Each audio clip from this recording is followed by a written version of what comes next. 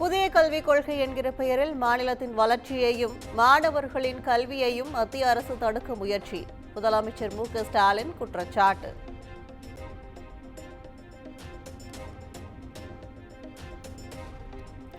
கல்வி மூலம் முலாம் பூசி இந்தியை திணிக்க மத்திய அரசு முயற்சிப்பதாக முதலமைச்சர் கண்டனம்.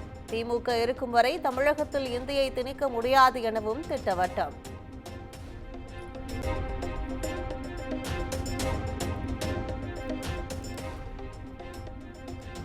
கல்வியில் அரசியல் செய்வது யார், நாங்களா நீங்களா என தர்மேந்திர பிரதானுக்கு முதலமைச்சர் மு.க.ஸ்டாலின் கேள்வி. மும்மொழிக் கொள்கையை ஏற்றால்தான் நிதி, ஒற்றை நாடு, இந்தி திணிப்பு என்பது அரசியல் இல்லையா எனவும் வினா.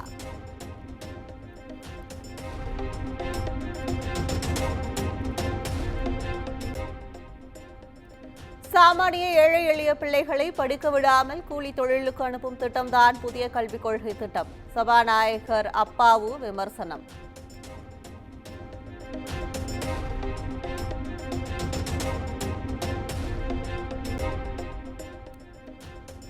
எந்த நிலையிலும் மத்திய அரசின் திட்டத்திற்கு தமிழ்நாடு பலியாகாது. பள்ளி கல்வித்துறை அமைச்சர் அன்பில் மகேஷ் பொய்யாமொழி திட்டவட்டம்.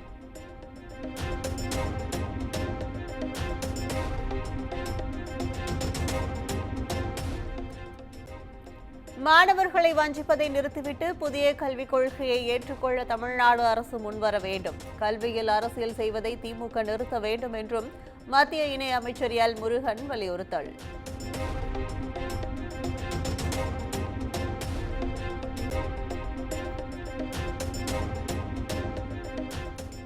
நமது குரல் நாடாளுமன்றத்தில் ஒலிக்கும், அடுத்த வருடம் சட்டமன்றத்தில் ஒலிக்கும். மக்கள் நீதி மய்யத்தின் 8ஆம் ஆண்டு தொடக்க விழாவில் கமல்ஹாசன் பேச்சு.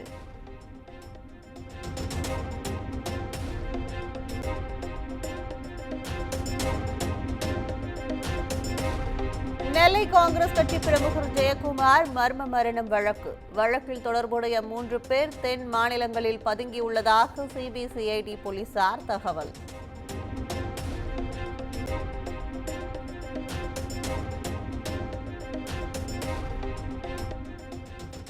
கோவை சிறுமி கூட்டு பாலியல் வன்கொடுமை வழக்கு 3 நாட்களில் அறிக்கை தாக்கல் செய்ய தமிழக டிஜிபிக்கு மகளிர் ஆணையம் உத்தரவு.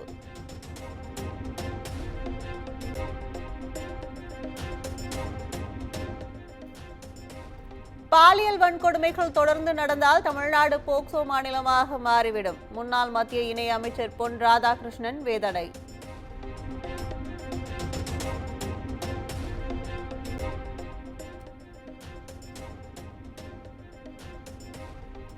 சென்னை உயர்நீதிமன்றத்திற்கு 4 கூடுதல் நீதிபதிகளை நிரந்தர நீதிபதிகளாக நியமிக்க கொலீஜியம் பரிந்துரை.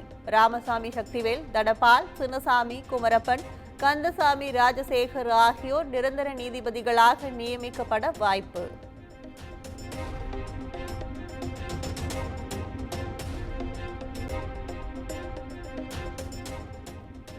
நிதியை பெற்றுத்தர துப்பில்லை, இந்து எங்களுக்கு தேவையில்லை. கெட் அவுட் ஸ்டாலின் போஸ்டருக்கு பதில் அடியாக தென்காசி மாவட்டம் ஆலங்குளம் பகுதியில் ஒட்டப்பட்ட போஸ்டர்.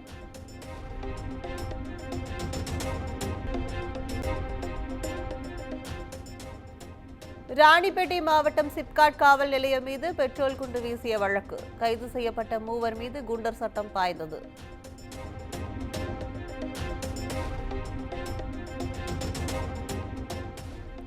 திருச்சி கொடியாலம் காவிரி ஆற்றில் பொதுமக்களை அச்சுறுத்திய முதலை பிடிபட்டது. முதலையை லாபகமாக பிடித்து தூக்கி சென்ற வனத்துறையினர்.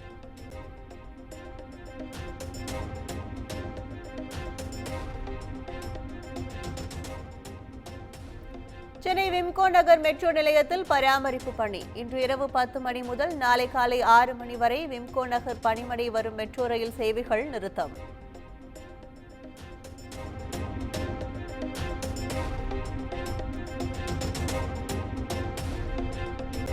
பள்ளிகளுக்கு அங்கீகாரம் வழங்குவதில் புதிய விதிமுறைகளை கொண்டு வந்த சிபிஎஸ்இ அங்கீகாரம் பெற மாநில அரசின் அனுமதியின்றி நேரடியாக விண்ணப்பிக்கலாம் என அறிவிப்பு.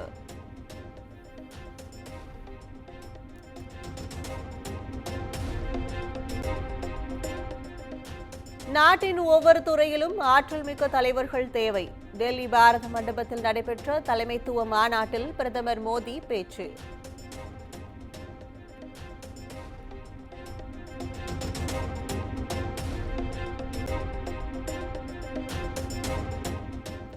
எல்லையில் அமைதியை பேணுவது தொடர்பாக இந்தியா மற்றும் பாகிஸ்தான் ராணுவ அதிகாரிகள் சந்திப்பு.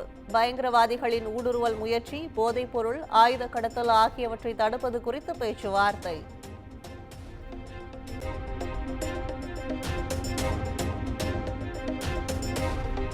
ஒரு பிராந்தியத்தை வீழ்த்த அதன் மொழியை அழிப்பதுதான் சிறந்த வழி. டெல்லியில் 98வது அகில பாரதிய மராத்தி சாகித்ய மாநாட்டில் துணை குடியரசுத் தலைவர் ஜெக்தீப் தன்கர் பேச்சு.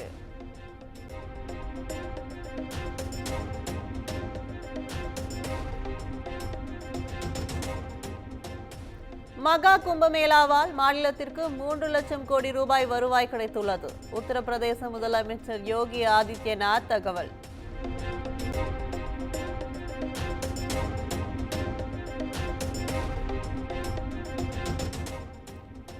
அதானி விவகாரம் தனிப்பட்ட பிரச்சனை அல்ல, நாட்டின் விவகாரம். உத்தரப்பிரதேசம் ரேபரேலியில் ராகுல் காந்தி பேச்சு.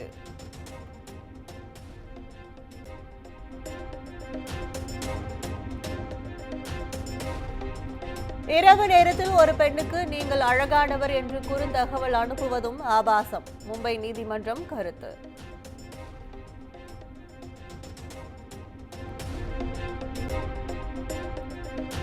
இந்திய தேர்தலில் அமெரிக்க முன்னாள் அதிபர் ஜோ பைடன் தலையீடு இருந்ததாக எழுந்த குற்றச்சாட்டு. ட்ரம்ப் கூறிய தகவல் குறித்து விசாரணை நடைபெறுவதாக வெளியுறவுத்துறை தகவல்.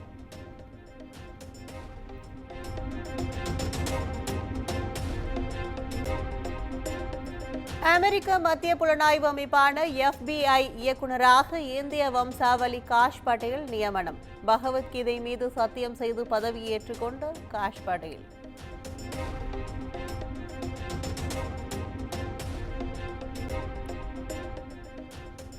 சுனிதா வில்லியம்ஸை மீட்கும் விவகாரத்தில் எலான் மஸ்க் பொய் கூறுவதாக ஐரோப்பிய விண்வெளி வீரர் குற்றச்சாட்டு. ஆண்ட்ரியாஸ் மோகன்சனின் மூளை மழுங்கிவிட்டதாக எலான் மஸ்க் தாக்கு.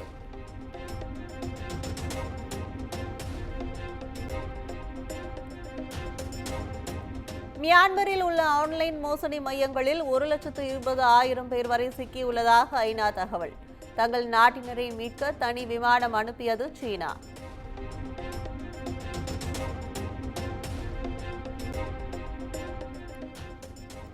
சாம்பியன்ஸ் கோப்பை கிரிக்கெட் போட்டி. ஆப்கானிஸ்தானுக்கு எதிரான ஆட்டத்தில் 107 ரன்கள் வித்தியாசத்தில் தென்னாப்பிரிக்கா அபார வெற்றி.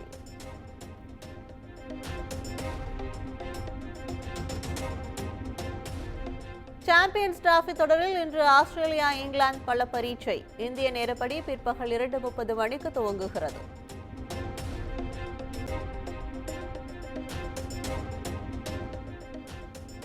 மூன்றாவது மகளிர் பிரீமியர் லீக் தொடர். பெங்களூரு அணிக்கு எதிரான ஆட்டத்தில் 4 விக்கெட்டுகள் வித்தியாசத்தில் மும்பை அணி வெற்றி.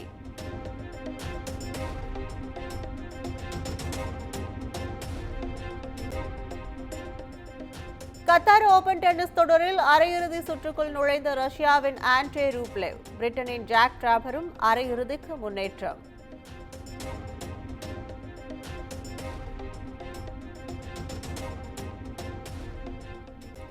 துபாய் ஓபன் டென்னிஸ் பெண்கள் ஒற்றையர் பிரிவில் கஜகஸ்தான் வீராங்கனையை வீழ்த்திய ரஷ்ய வீராங்கனை. இறுதிப் போட்டியில் டென்மார்க் வீராங்கனை கிளாரா டாசனை எதிர்கொள்கிறார் ஆண்ட்ரிவா.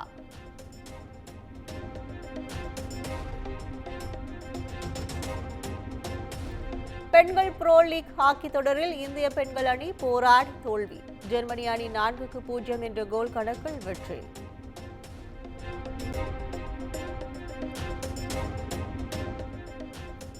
11வது இந்தியன் சூப்பர் லீக் கால்பந்து தொடர். நார்த் ஈஸ்ட் யுனைடெட் அணியை 2-0 என்ற கோல் கணக்கில் வீழ்த்தி பெங்களூரு FC அணி வெற்றி.